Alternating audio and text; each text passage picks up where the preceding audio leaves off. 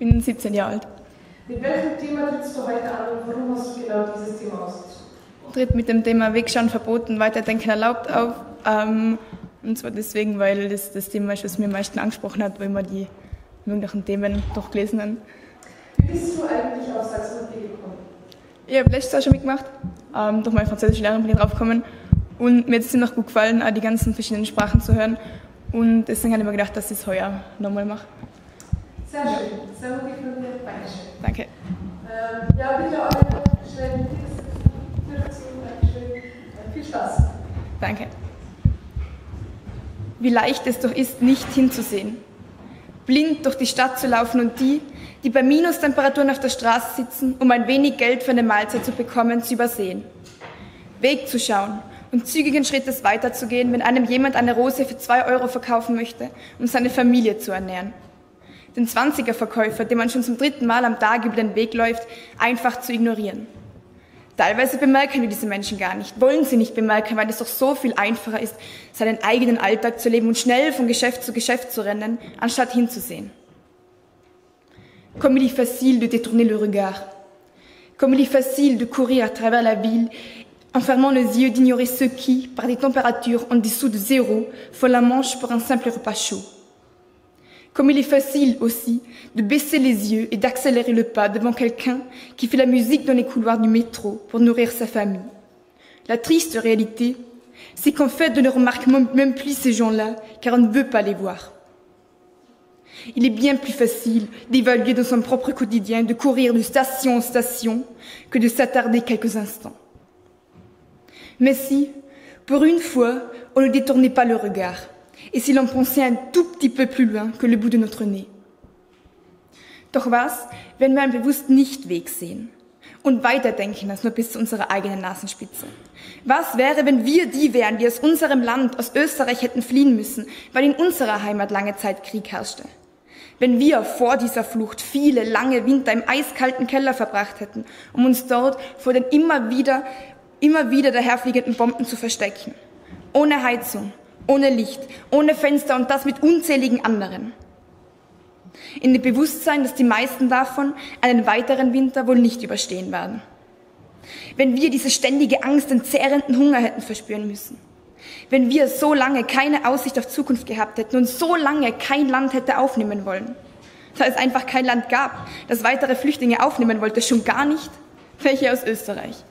Sie wollten niemanden, der die Sprache nicht beherrscht, der nicht weiß, wie man sich benimmt. Niemand wollte diese dekadenten Menschen aus dem Norden aufnehmen, Freidenker, die nicht arbeiten können, die die Sprache nicht sprechen, die es nicht gewohnt sind, mit anzupacken. Niemand wollte Menschen, die nichts anderes können, als in Büros zu sitzen und Papiere umzudrehen. Wer braucht schon sowas?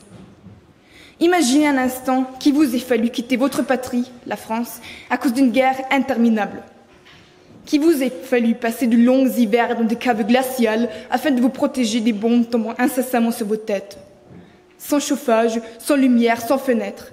Et tout cela avec une multitude de gens partageant le même sort, tout en sachant très bien que la plupart ne survivront guère à notre hiver. Imaginez un instant vivre en ayant perpétuellement peur et en ayant constamment faim. Sans perspective, sans pays prêt à vous accueillir, surtout si vous êtes français. Vous êtes nulle part les bienvenus car vous ne maîtrisez pas la langue, car vous ne savez vous insérer comme il faut dans une nouvelle société. Bref, vous venez de France et vous êtes donc indésirable. Personne, de toute façon, n'est prêt à recevoir des gens venant de l'ouest de l'Europe. Vous êtes un libre penseur, vous n'aimez pas travailler, vous êtes toujours en grève. Et en fin de compte, vous n'êtes qu'un paresseux. Was wäre, wenn wir es nach ein paar Jahren dann doch endlich geschafft hätten zu fliehen? Wir hätten zwar alles verkaufen müssen und keine Garantie gehabt, doch das wäre uns die Flucht wert gewesen. Wir wären bereit gewesen, alles zu tun. Hätten nur weggewollt vom Krieg, der Angst, den Bomben und der Kälte. Imaginez un instant que vous ayez enfin réussi à fuir la France après quelques années, ayant vendu tous vos biens dans l'espoir d'une vie meilleure. Vous étiez prêt à tout. Vous vouliez simplement fuir la guerre, les bombes, la peur et le froid. Was wäre, wenn wir nach einem sich ewig ziehenden Prozess um unseren Asylantrag wieder ganz von vorne hätten anfangen müssen? In einem fremden Land, einer fremden Stadt, wo alles ganz anders ist als zu Hause. Wo es keine Jobs gibt. Schon gar nicht, wenn man fremd ist und die Sprache nicht beherrscht. Aber wie gesagt, wir wären bereit gewesen, alles zu tun, und da es eben sonst nichts gäbe, hätten wir nach einer Weile wohl auch angefangen, auf der Straße Rosen zu verkaufen. Imaginez un instant que votre procédure de demande d'asile dure une éternité avant d'être déboutée. Vous voilà de nouveau à la case départ, et ce, dans un pays étranger, où tout est si différent de chez vous. Il n'y a pas de travail, surtout pas pour les étrangers.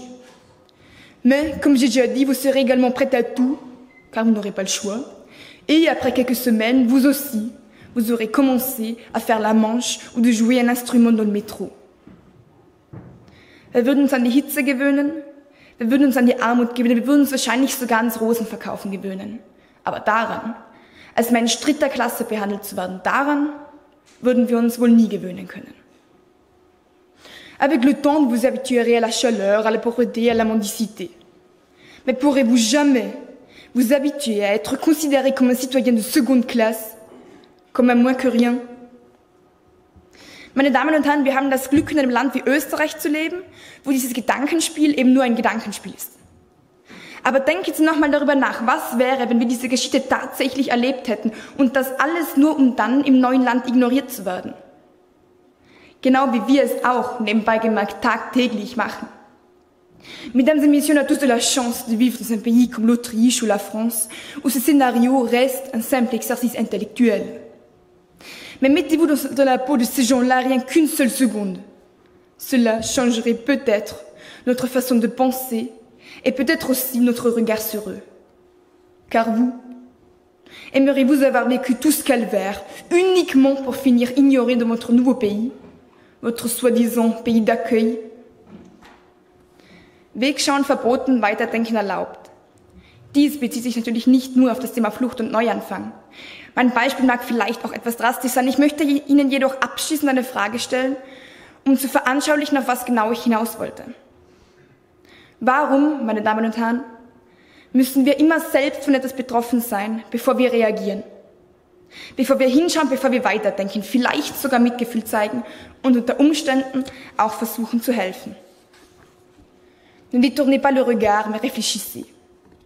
Le titre de mon discours ne fait bien évidemment pas seulement allusion à la problématique de l'exode et à la difficulté qu'il y a à recommencer sa vie. Et même si les exemples que je donne ici peuvent vous sembler un peu extrêmes, j'aimerais quand même, pour finir, vous poser une simple question illustrant peut-être un peu mieux ce que je voulais dire. Pourquoi, mesdames et messieurs, nous faut-il toujours attendre d'être directement concerné par quelque chose, par un problème, pour réagir, pour essayer de comprendre, pour réfléchir, pour montrer un tout petit peu d'empathie et peut-être même pour être prête à venir en aide?